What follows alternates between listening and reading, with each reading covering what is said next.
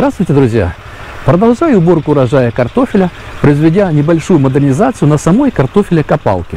А более конкретно, это изменил диаметр шкива на картофелекопалке на больший. Вместо 125 мм установил шкив диаметром 200 мм от компрессора автомобиля ЗИЛ. Потому что раньше я никак не смог сделать обороты на копалке ниже, чем 650 оборотов. А это довольно много. Картофель немножко подпрыгивал и раскидывался. Многие в комментариях писали, картофель летает как теннисный шарик. Это при том, обороты были настолько минимальные. Я выставлял на двигателе обороты в пределах 1250-1300. Это самые минимальные обороты, которые может выдержать вот этот двигатель 18 лошадиных сил Вейма. И при этом, друзья, уменьшить шкив на движке я уже никак не могу. В данном случае здесь стоит шкив диаметром 63 мм. Это минимальный, который можно использовать с ремнями профиля А. В данном случае я везде использую ремни профиля А. Это ремни особой формы и качества. Они превосходят по характеристикам, по КПД практически даже ремень, наверное, профиля Б. А за счет того, что он имеет вот эту такую зубчатую структуру, у него ресурс износа в разы больше, чем обычного ремня. Ну и маркировка вот этого ремня, я не знаю, Банда XPA 1400. Но кроме всего, конечно, друзья, я боюсь, чтобы я сильно не перестарался с уменьшением оборотов картофелекопалки, чтобы не вышло у меня бульдозера, потому что у меня и так стоит лемех, вот этот, который режет почву. Самый большой в классе, наверное, среди таких картофелекопалок. Я расширил его на 8 сантиметров. Сейчас его реально ширина 450 миллиметров. Стандартных этих копалок ширина всего лишь 37 сантиметров. При этом я еще расширил и саму грохотную вот эту пластину, тоже самое доварил по 2 прутка. Единственное, уже оставил вот эту концовку, я здесь не менял. Она как была стандартная, так она у меня и осталась. Во время уборки картофеля хочу, друзья, еще сделать один маленький экспериментик, небольшую, установить приспособу. Ну, посмотрим, как она у меня получится. При работе с этим шкивом обороты двигателя мне уже немного придется добавить, поэтому работать с картофелекопалкой на мотоблоке буду на первой передаче. На старом шкиве я мог работать и на второй, и на третьей передаче. Итак, друзья, на мотоблоке включена первая передача. Подключая картофелекопалку, на двигателе выставляя обороты в пределах 1500 оборотов в минуту.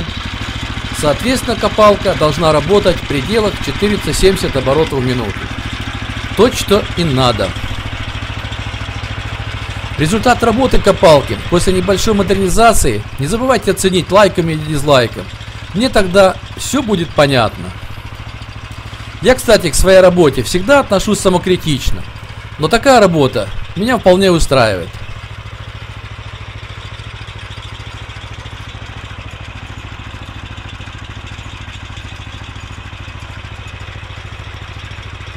В очередной раз работаю без мотоблока поезда, потому что картофель относительно крупный, да и почва влажная.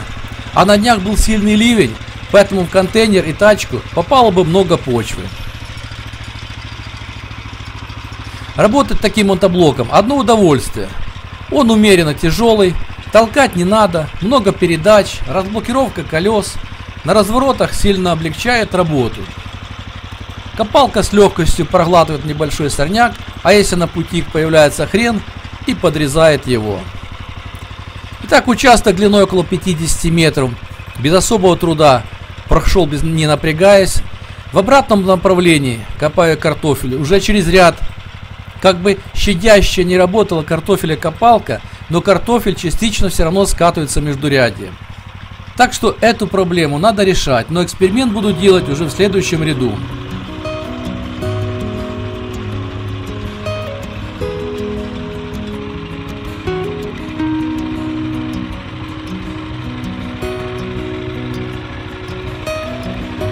А вот третий ряд или средний решил убрать, добавив картофелекопалке хвоста.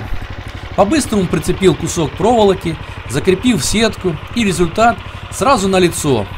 Картофель дополнительно очищается от влажной почвы и в основном находится на гребне. Да и супруге легче собирать. В этот раз захотелось испытать вкус уборки урожая картофеля. А то все время убирал мотоблока поезд, а ей доставалось только видеокамера.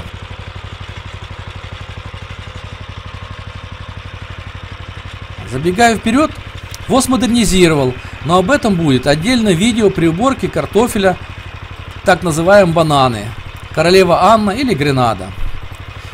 А сейчас уже уборку продолжаю без хвоста, и чтобы снова увидеть наглядно, настолько сильно разлетается картофель, если его ничем не оградить. В данном случае хвост никогда не будет лишним, да и обороты на копалке можно регулировать теперь в разумных пределах. Весь картофель высаживался картофелесажалкой, и эти 3 ряда сорт Пикассо уже не первый год нормальный урожай не подводит. По многим прогнозам урожайность должна быть, наверное, 1 к 9. В кусте, конечно, не очень много, но зато крупная, хорошо хранится, неплохие вкусовые качества. Внутри не наблюдали пустот.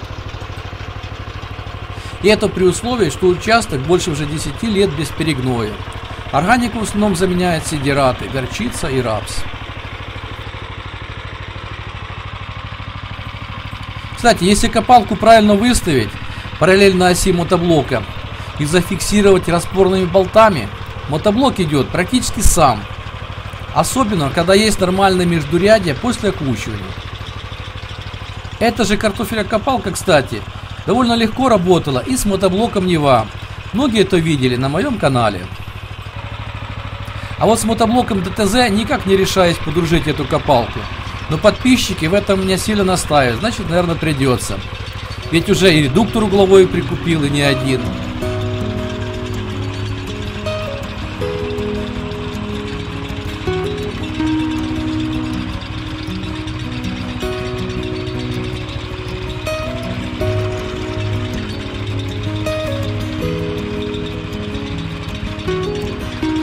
Вот и все, друзья. На этом буду заканчивать, наверное, уборку урожая картофеля Пикассо.